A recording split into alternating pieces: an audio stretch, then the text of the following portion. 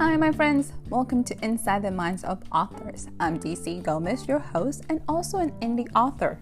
I'm thrilled you're joining me today for another fun interview with a passionate author. We're going to kick off this show with an exciting reading, so let's get started. Hi, DC. It's nice to be here. I'm Jode Millman, and I'm excited to be here today to talk about my award-winning debut thriller, The Midnight Call. I'm going to do a reading, and I'm going to start at the very beginning, Chapter 1. I think I killed someone, the man's voice whispered across the phone lines. Terrence? Jessie's voice croaked, husky with sleep. She'd know her mentor's voice anywhere, anytime, even in the middle of the night. In the pitch darkness, Jessie bolted upright in bed and blinked the sleep out of her eyes. What are you talking about?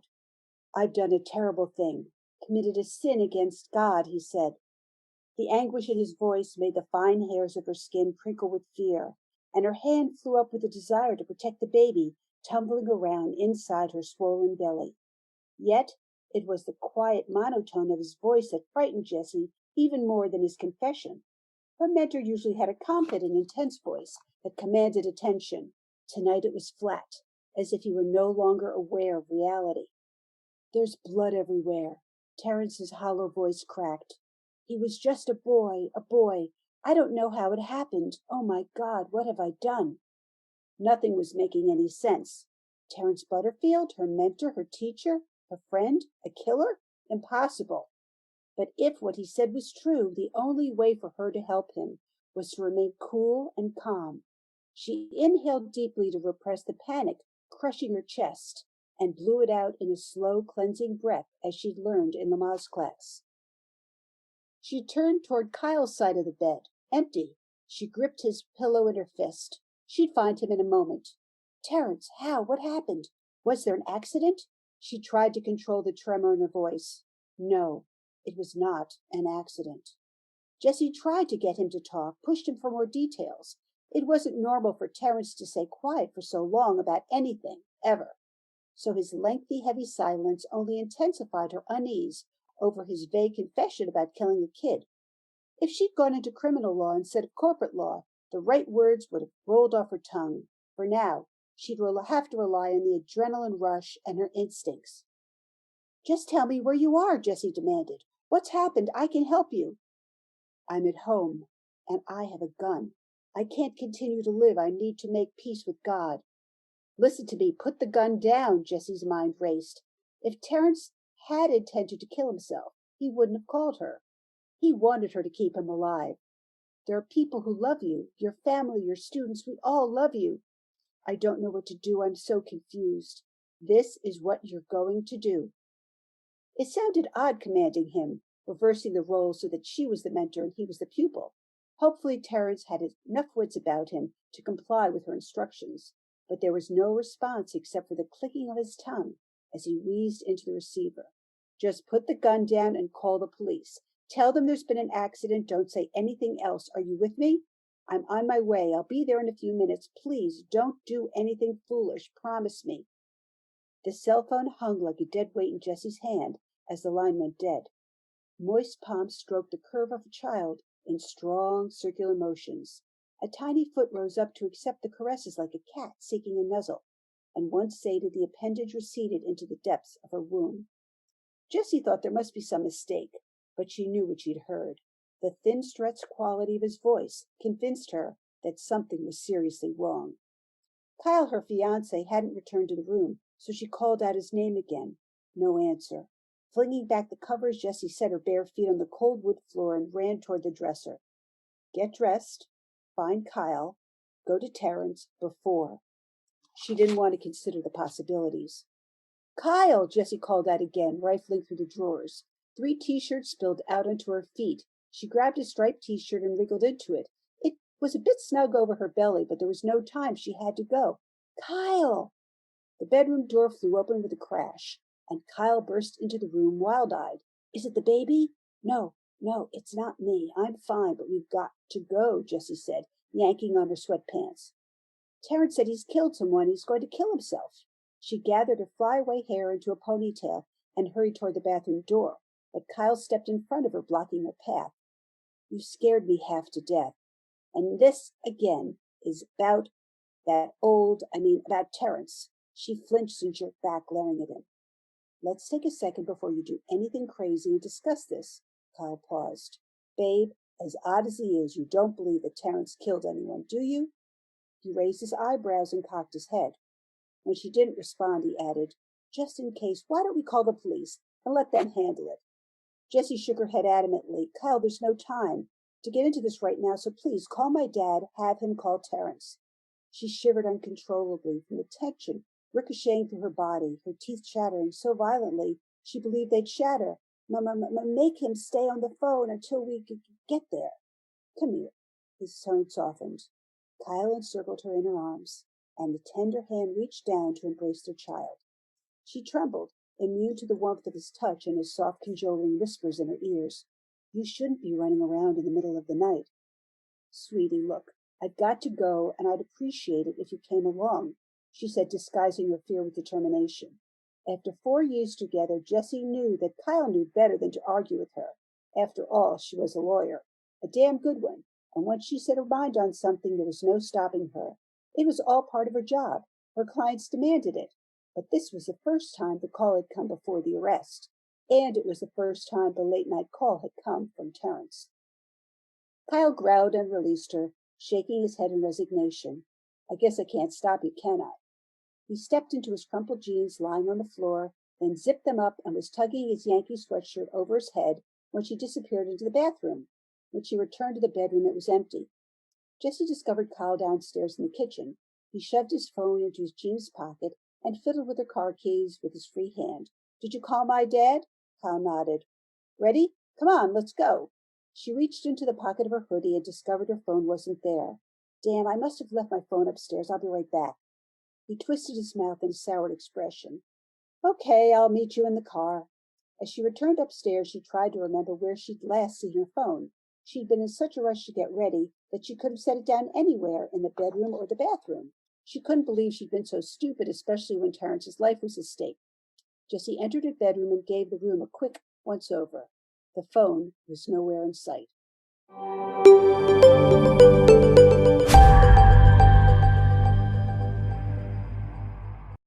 Hi, everyone, and welcome to another episode of Inside the Minds of Authors. I am so excited. I have the amazing Miss Jode with us, and we're doing a thriller today. Woohoo! Woo! Miss Jode, how are you today? Good, DC. It's nice to see you. It is such a pleasure to have you here. Are you ready for us to get started? I am. I'm ready and raring to go. Woohoo! Let's jump right in. We have a thriller. Tell us, where did this story come from? Well, I'm going to go back to 1969. How's that? Okay. That's a flashback. Was not expecting that, but let's do this. Well, in 1969, I was in junior high school, and I had this very charismatic teacher named Albert Fentress, and he was charming, he was exciting, and he really brought world history to life. He was the kind of teacher that stayed in touch with his students, and everybody really loved him. I mean, he was a really terrific guy. And he was the type of guy that when you went to class, if you were studying the Civil War, he'd dress up like Robert E. Lee. If we were studying China, he'd dress up like Genghis Khan. I mean, he was really a guy that engaged the students and made learning fun. He was very demanding, but there was always a payoff. So I'm going to flash forward back ahead to 1979. I've just graduated from law school. I'm home. I've taken the bar exam. I'm sitting in my parents' kitchen. I open up our hometown paper, the Poughkeepsie Journal, and the headline reads, Teacher Held in Connection with Student's Death. I scan down, and there is my teacher.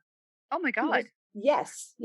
He was charged with killing a teen who was trespassing through his yard late at night. And it wasn't one of his students. It was just a random act of violence. And this really became an incident which naturally shook the very core of my hometown of Poughkeepsie. It shook us because, as I said, everybody loved this teacher.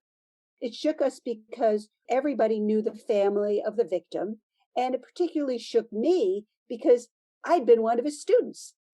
And it's the type of case that rears its head every once in a while because the teacher was ultimately acquitted of the crime and he was institutionalized into a mental health facility.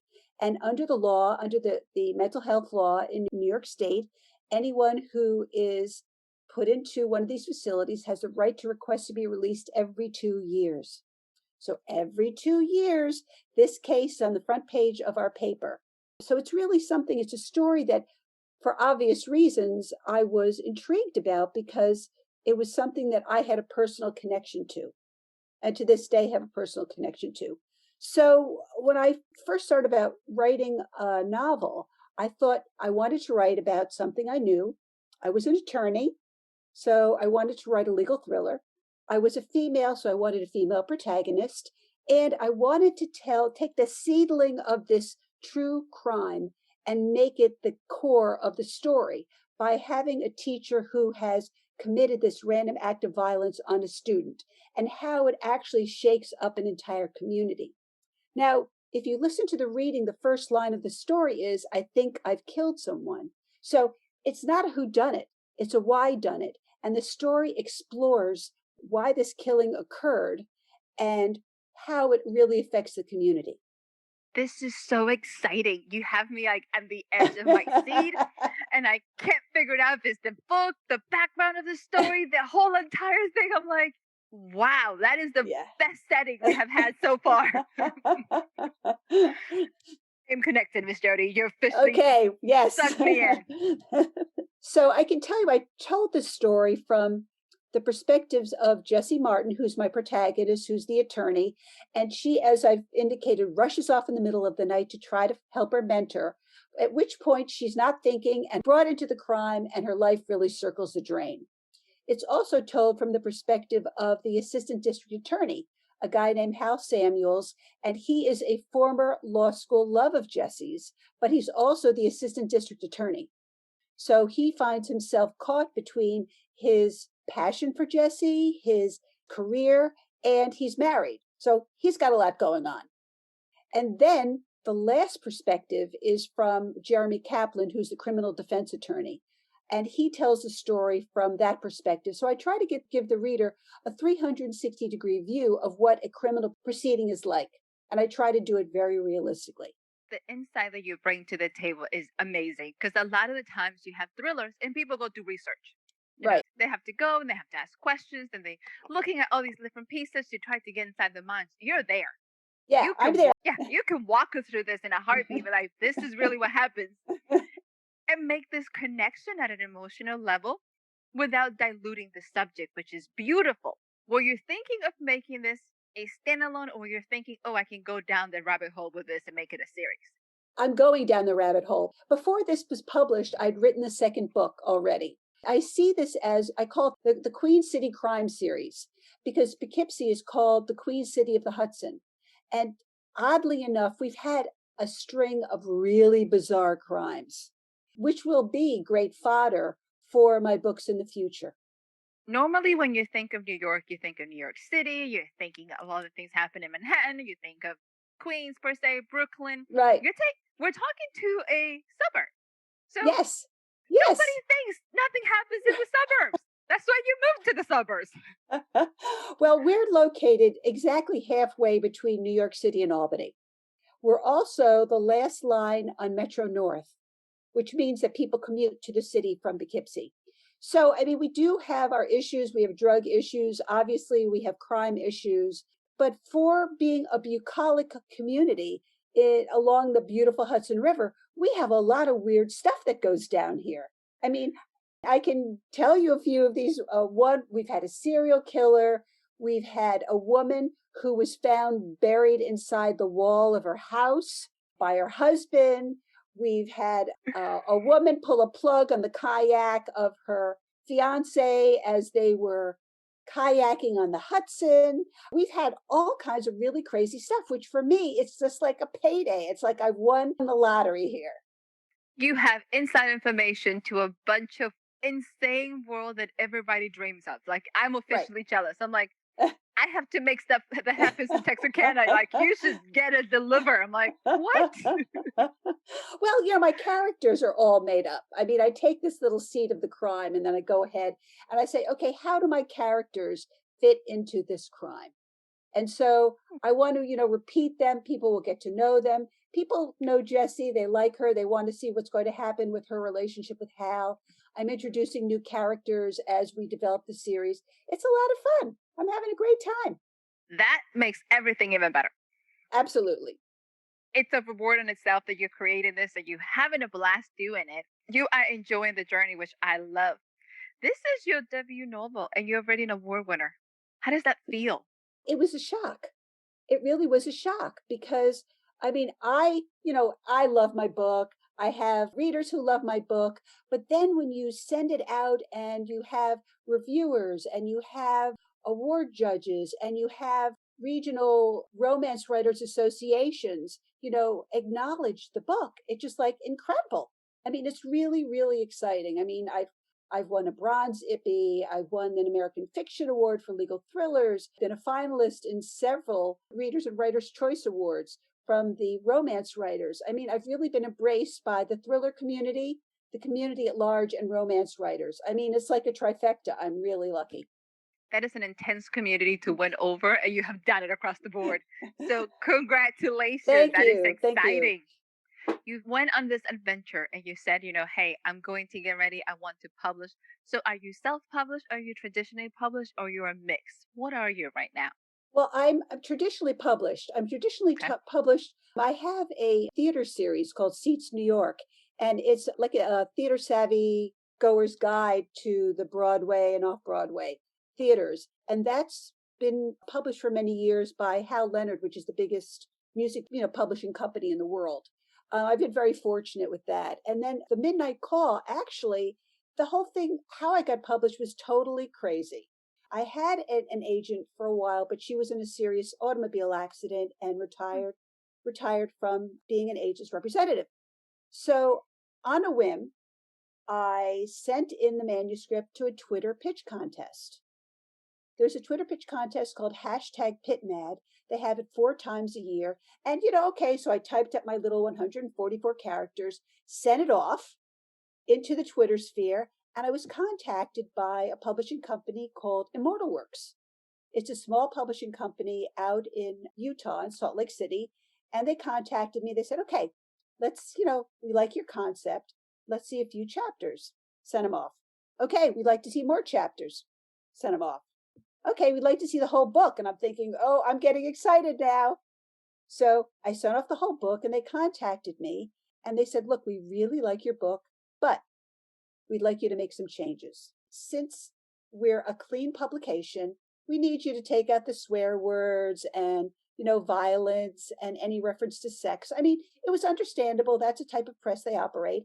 And so I asked myself, can I reduce the manuscript and can I edit it so that the flavor and the story is not compromised? And I was able to do that. Very fortunate. I found that I didn't lose anything by getting rid of the swear words and the sex scenes, and they publish it. It's been a really amazing experience. And I was very fortunate. I was maybe like their 20th author to sign on.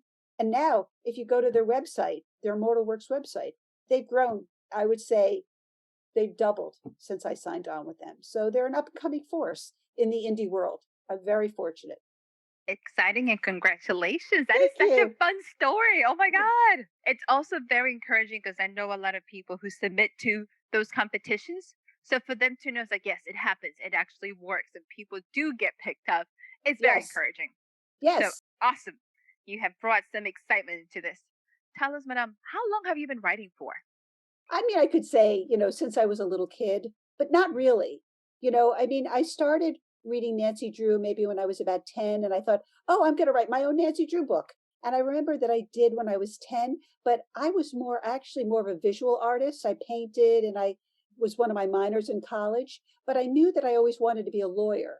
And I knew that I wanted to tell stories, but I didn't want to be a writer for my living. I wanted to help people. And so, but I found as I practiced law that storytelling was a key component to being a good advocate because you have to convince a jury, you have to convince a judge, you have to convince your client, you have to convince the other side. I mean, you're doing a lot of advocacy and you're persuading with your storytelling. I mean, that's what the law is, telling your story. So I also found that as I practiced law, that I had more of that yen to want to sit down and write my novel. I semi-retired in 2010, and that's when I seriously sat down and, put my nose to the grindstone and wrote The Midnight Call. You have made the parallel between writing and law so beautiful. And I think some people forget that it is a true talent to be able to tell a story through words verbally to a people that life and death can depend on it. So Yes, that's a yes. lot of pressure. It is a lot of pressure, yes. But writing a book is much more difficult than practicing law because in practicing law, you've got the beginning of the case and the end of the case. With a book, once you sit down and write it, you can self-publish, but if you want to become traditionally published, you never know. I mean, you're doing it all on spec. You're doing it because you love the medium, feel in your heart that you have a story to tell, and you just pray that people read it. You know what I mean? Absolutely. That So, makes a lot of sense. yeah. But I definitely did have an advantage because as an attorney, I was able to develop my vocabulary. As I said, my storytelling, my pacing. There's certain skills and crafts that I was able to bring over to writing a novel. But certainly brevity wasn't one of them. Lawyers are never taught to be brief, I can tell you that. I can see where editing come into play when it came to Yes. that part. Not a bad thing. Just polish it a little. Let's get a Right. condense. Yes, I'm all about. Cut a Yeah, third. let's condense a little. We're gonna Yeah. get you there. You went down this journey of thriller. When you decided to create this book, did you think I want to do a legal thriller? This would be the medium, or do you think, you said romance. Why don't we go traditional romance? Why this one and not the romance as a whole? Why did you pick thriller? I view myself as being multi-genre. It's a combination of two, legal thriller and a little bit of romantic suspense. I don't know. I mean, I wanted to, I know I hear this on your podcast many times, writers say, I wrote what I know. And so I wrote what I know, but I didn't know everything. I really didn't know police procedure. I had to contact a friend of mine who was a sergeant and he helped me with the police procedure. There's a lot of medical technology in the book because Jessie has some medical issues that are involved with her pregnancy. And I had to contact friends of mine who's an OBGYN. And I contacted his wife, who's a psychiatrist, who really helped me get into the mind of the killer, even though he's not a point of view character. I still needed to know, and the other characters needed to know how his mind was thinking. How long did it take you to put this book together? Because you have done lots of research for it. It took 3 years to write the book.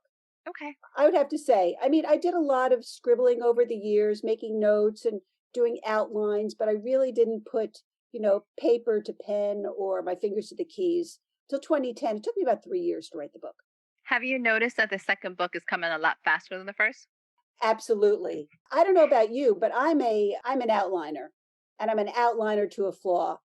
My outlines can be 50 pages long. I'm a How planner. about you? I'm a planner. I do planner and pansy for the most part, but I actually do index cards, which Oh, drives really? people. Yes, it drives people insane. I have my scenes literally in index card forms, so I can flip them around whichever way is necessary. So Yep. I should buy stocks in index cards as a whole because I buy so many. But I realized even when I did, the origins of Constantine, that book wrote itself. So, but I still had to go back and fill out the outlines because I couldn't get forward. I'm like, okay, I know you're crazy cat. You changed my book, but like, I need a path on paper before we can move forward. So I completely understand. So when you're working on your characters, do you do a lot of characters development prior to, or do you let them come to you? I would say I do a lot of research. I start honestly by looking up the astrology of my characters. I Okay. say, okay, Jessie's born on this day. Let me see what her astrological characteristics are. So I do that. So I look up the astrology and then I go ahead and I say, okay, let me give her a backstory. So I think a lot of writers do this. They give their characters a backstory, a lot of which does not appear in the book, but it helps you in your mind develop the characters as they go along. But, it's interesting. There's a scene in the novel where Hal is walking down the street. And in my mind and in the outline, he was supposed to turn to the right and XYZ was going to happen. Well, I'm writing him and he decides where he wants to go and he goes left. Isn't that like the creepiest thing when the characters, develop a mind of their own? The first time it happens, it will scare you to death. Yes, it's like, whoa, I'm possessed. Because you're going the wrong way. Stop. Like, listen, this is not what we talked about. Right. You need to come back. Afterwards, you're like, fine, do whatever you want. I'm just taking notes. I don't care. You're not Right. listening to me. And you realize we're more of that being that is a conduit for them to come through. Yes. Than is really our story. I don't care what anybody says. They create themselves. We're just here typing along and going, I didn't see that coming. We are the vessel from which they speak. Absolutely. Every once in a while, I tell everyone is what I write and what you hear is never the same. Yeah. I don't think those two things. Like, I have people said they usually will quote something. I'm like, I wrote that? Really? Are you sure about that?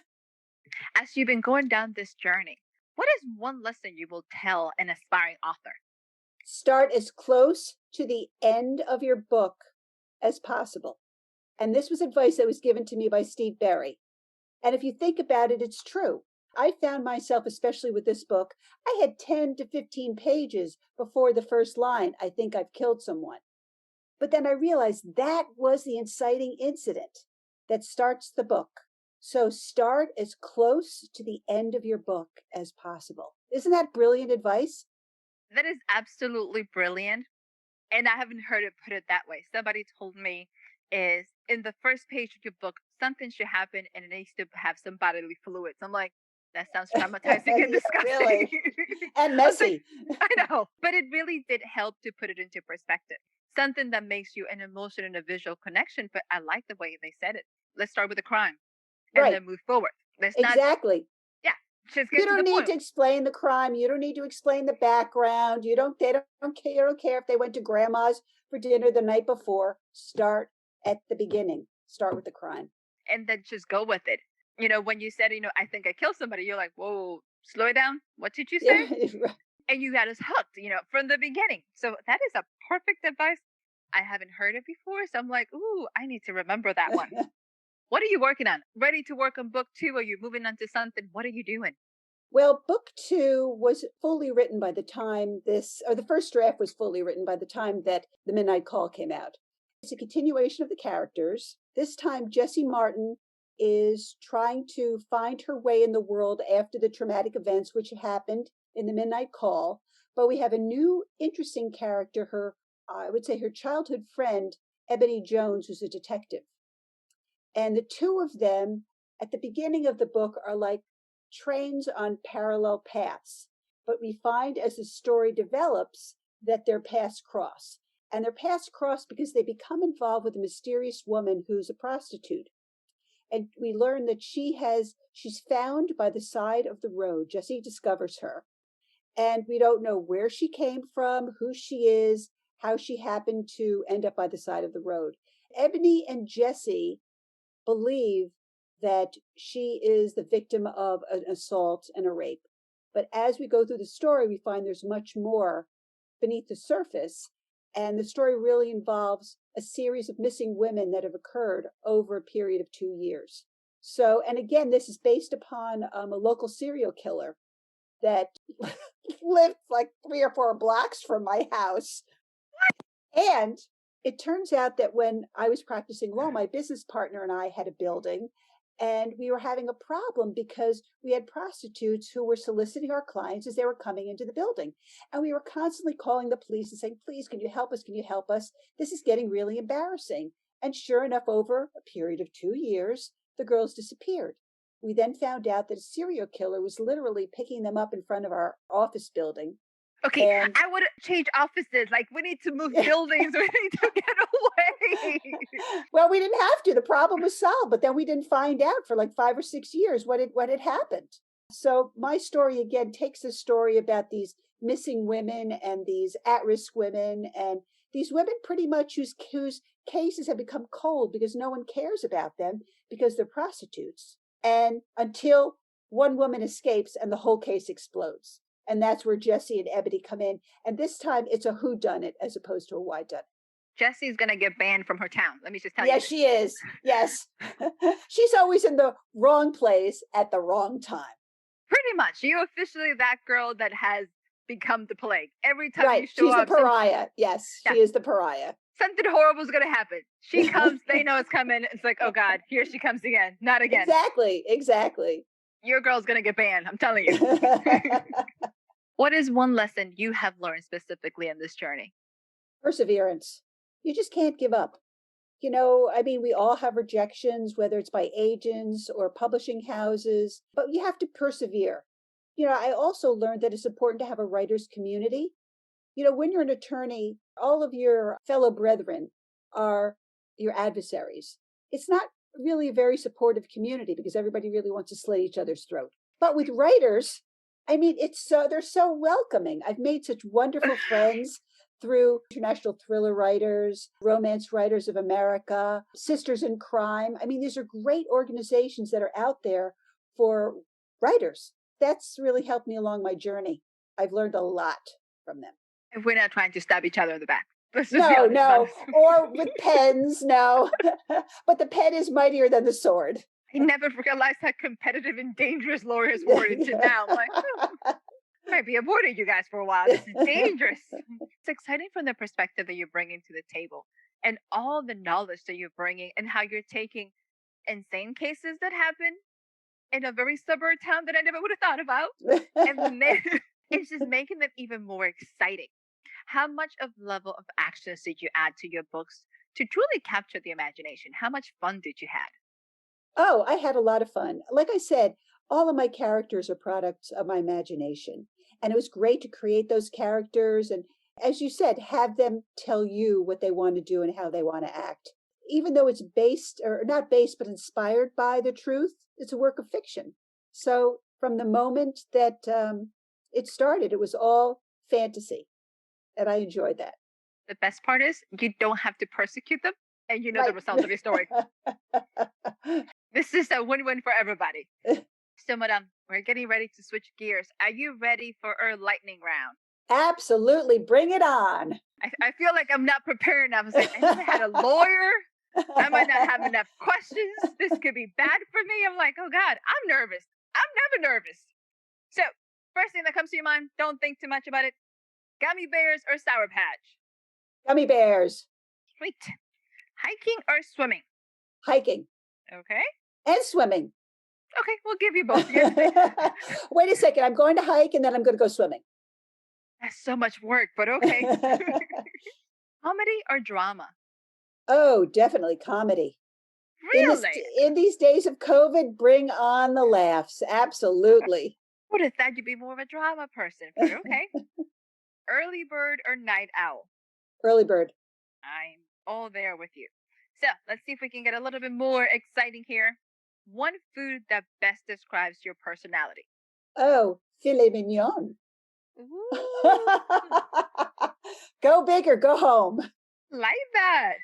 Here's our last one. Let's see how you do. If your main character had a theme song, what would it be? Oh, my main character. Oh, Take a Walk on the Wild Side. That is a good one. By Lou Reed. Nice. Perfect. Well, Madame, where can our listeners find you? Okay, well, they could find me on my website, which is www.jodesusanmillman.com. That's Jode, Susan, Susan, Millman, Millman.com. I'm on Facebook at Jode Susan Millman Author, Instagram, Jode Millman Author, and I'm always hanging out at Goodreads and BookBub, Jode Susan Millman. I'm everywhere, 24/7. And you have the same names and hashtags around so people cannot miss you. So that is perfect. Right. I don't think there are too many Jode Millmans or Jode Susan Millmans. No, I think we got it covered. We should be good. Yeah. And it has been such a pleasure and so much fun to have you. Do you have any closing remarks for us? Well, DC, thank you so much. I think you're doing a great job with your podcast. I love it. And, you're doing a great service for indie authors everywhere. I have a blast. I'm so glad you came to join us. It is so much fun to have authors who are passionate, who are bringing so much new stuff to the community. So, such a pleasure. Continue to be amazing. I'm going to be looking for your books because I'm like, what else is happening in Poughkeepsie that I don't know about? Like, I'm just like, I need to pick up your newspaper. This is amazing. There you go. And to our listeners, thank you so much for joining us in another episode of Inside the Minds of Authors. Go ahead, follow Miss Jody, give her some love, give this podcast a like, share with somebody. Let's continue to grow our community. And we'll see you again next week with another fantastic author. Bye, everyone.